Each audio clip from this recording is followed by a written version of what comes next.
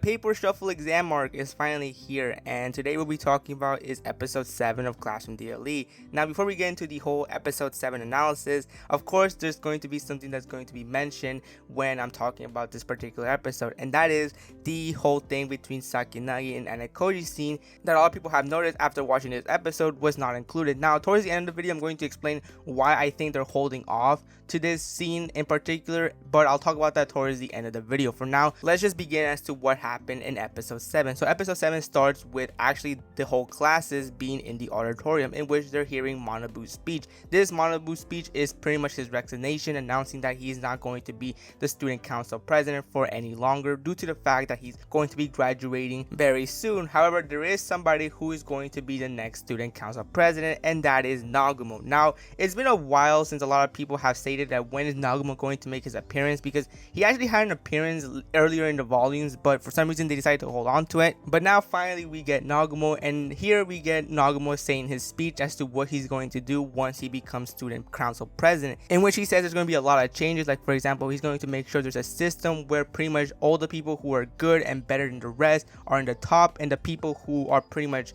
terrible at academically and other stuff are going to belong in the bottom.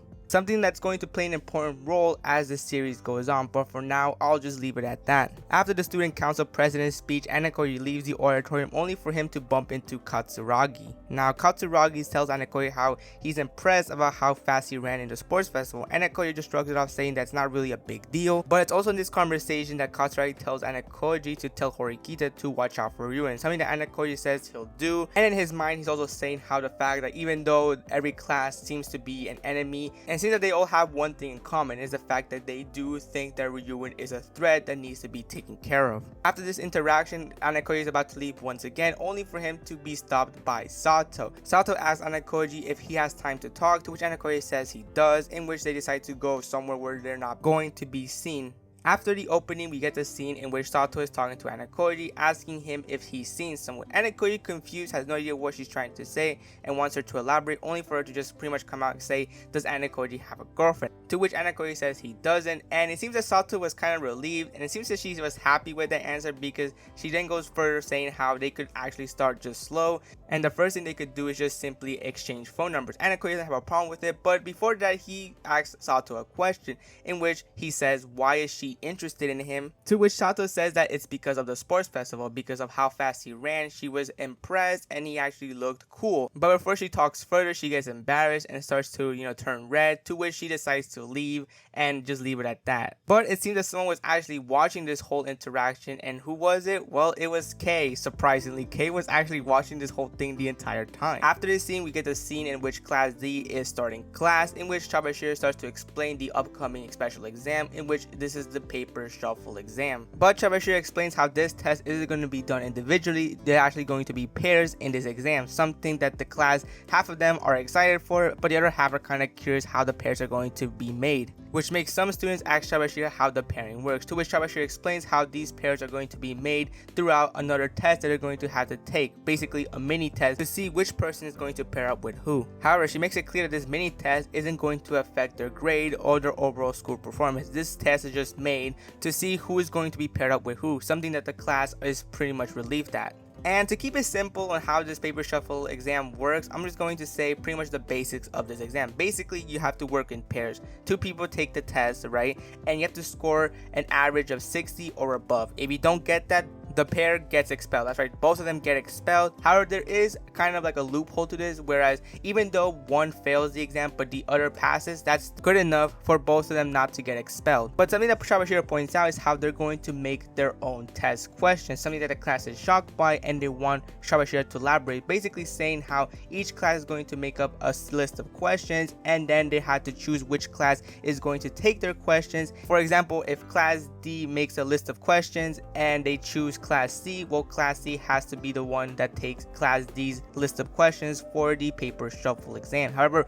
there is something that needs to be pointed out, is that if 2 classes, let's say for example Class A and Class D, want to give Class C their questions, well, they're going to have to do a lottery to see which class can give their questions to the other class. However, there are some students who are still having some questions in mind, and that is what happens if the other class makes really hard questions that seems like are too difficult to answer, to which Shabashi explains how the teachers are going to be handling which questions are acceptable and which are not. In some cases, they're going to be modified in order for the question to be answered and not be too difficult. After this explanation, class ends, to which we get a scene of Anakoji and Horikita on the rooftop, to which Anakoji asks Horikita if she has any idea what this test is all about, to which Horikita explains how she's already got a plan to set out and she needs him to contact Hirata on what to do in this special exam. But before Anakoji could even contact Hirata, he gets a message from Kei, to which Kei asks Anakoji if he talked to Sato. Anakoji answers back saying how she got that information, to which Karizawa says that Sato told her. But Anakoji was very quick to know that that was a lie, because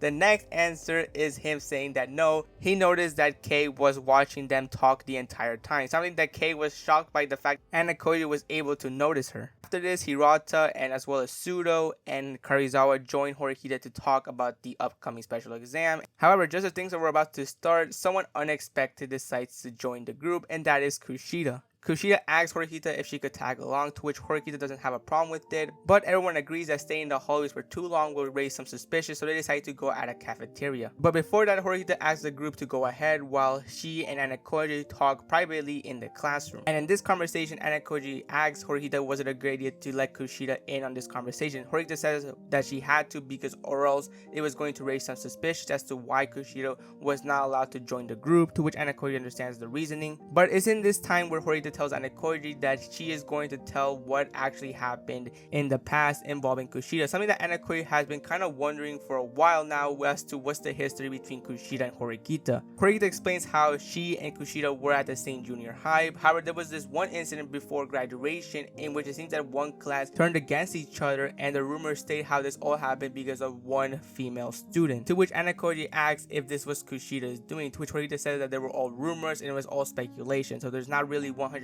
concrete proof that it was Kushida who did all that. After this information, Anakoji suggests that maybe in the near future they're going to have to deal with Kushida by doing something to get rid of her, and that is by getting her expelled, to which Horikita doesn't seem to agree with it because she says how Kushida could play an important role to get to class A. However, Anakoji asks Horikita is that if she's able to get Kushida to be on their side, to which Horikita says she'll do whatever it takes to get her to be on their side no matter what.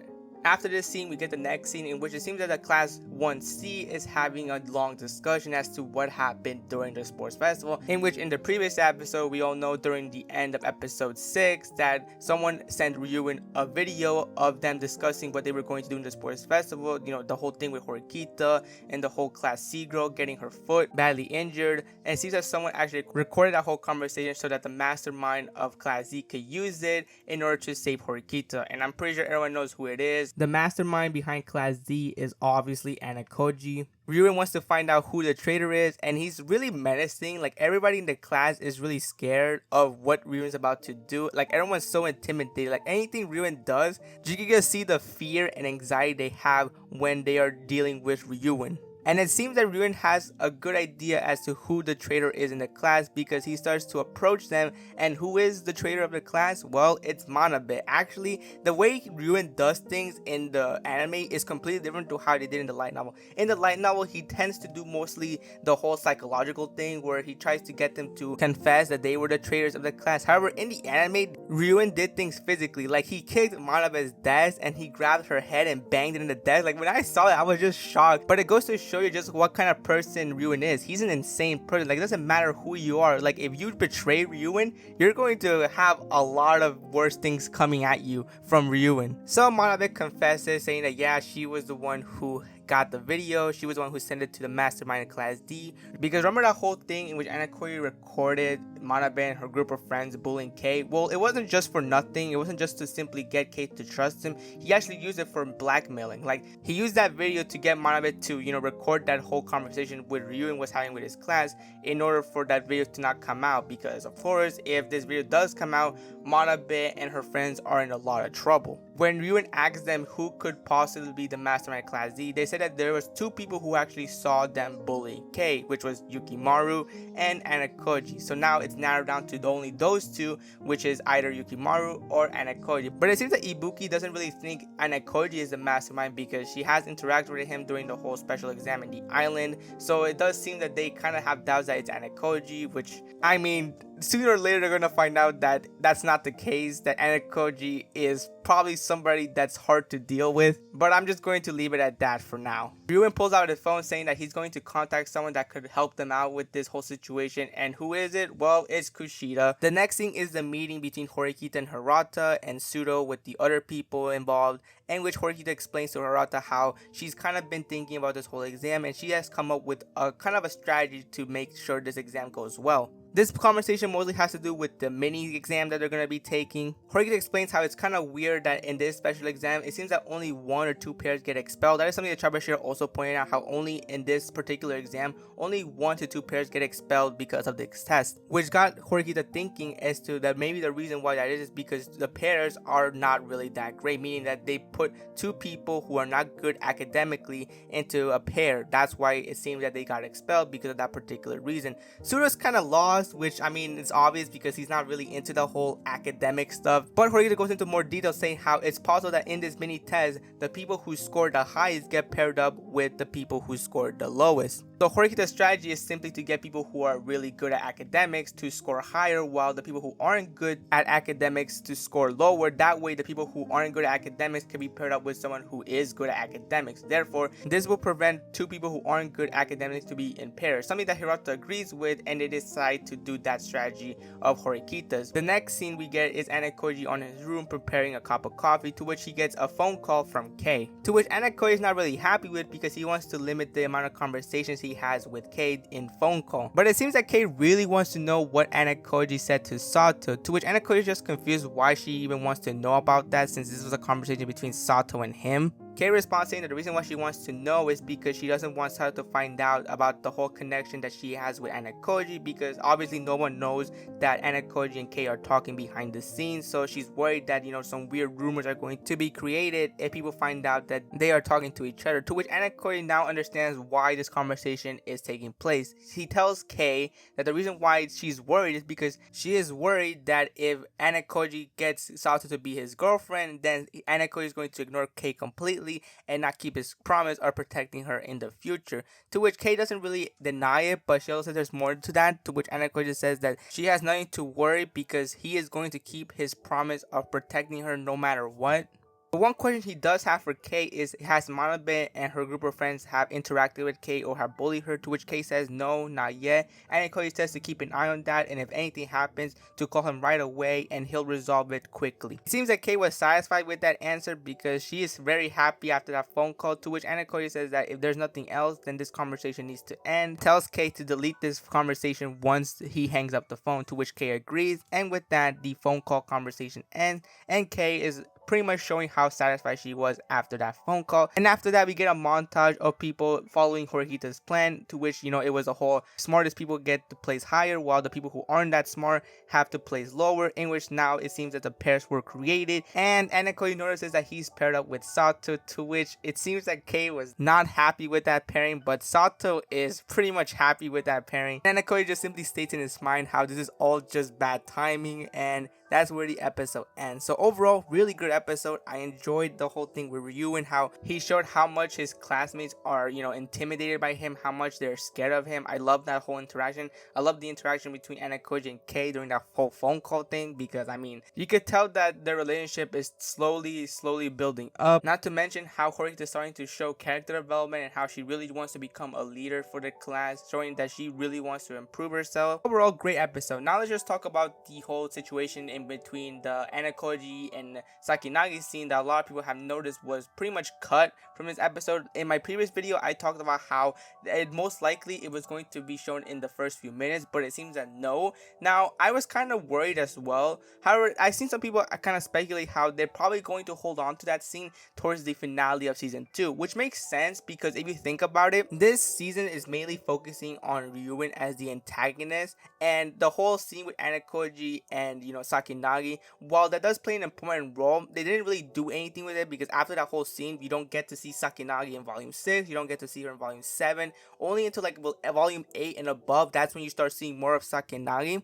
So many people are theorizing that because of that, this is probably going to be kind of like the cliffhanger towards the end of season 2, like once, Nekoya deals with Ryu, and once he's done with Ryuin, that's when we're going to get the scene with Sakinagi, pretty much showing us that the next, season 3, because it's already been announced that's in production, season 3, that's when Sakinagi is going to be the spotlight, that's going to be kind of like the new antagonist. So a lot of people are not really like, saying, oh, it's completely cut, like they didn't show it at all. I feel like a lot of people, including myself, I believe that they're going to hold on to that scene till the final episode, because they have shown that they are rearranging a few events that happened in this series. Like it was shown in the cruise ship arc, a lot of people noticed that they did rearrange some things that happened in the cruise ship arc.